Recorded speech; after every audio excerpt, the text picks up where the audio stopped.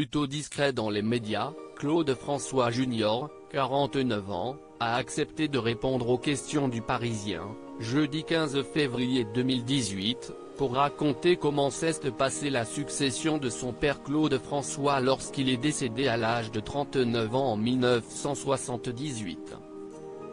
Alors que la famille de Johnny Hallyday se dispute son héritage, le fils aîné de Clo-Clo s'est dit surpris comme tout le monde de ce litige familial, affirmant qu'il avait été touché par la lettre de Laura Smet, qui a été écrite avec son cœur. Si est une histoire privée, un testament signé par l'intéressé.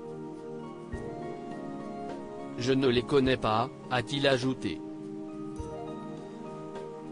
Outre l'héritage de son père, qu'il gère depuis plusieurs années avec son frère cadet Marc-François, 48 ans, Claude François Jr. a été brièvement questionné au sujet de Julie Boquet, la fille cachée de l'interprète de cette année-là qui s'est manifestée dans la presse début février pour révéler publiquement son identité.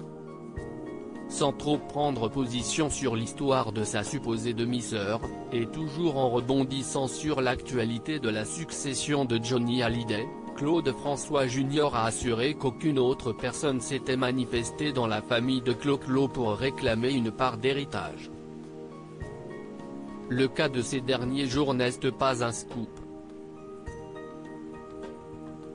Un réalisateur a trouvé opportun d'aller rechercher cette femme, Julie Boquet, et de l'intégrer dans un documentaire, Claude François, le dernier pharaon, diffusé le 10 février sur Paris Première, note de la rédaction, pour faire un peu de buzz.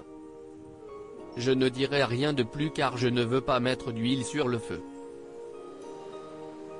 Et je ne veux faire de mal à personne, a-t-il expliqué.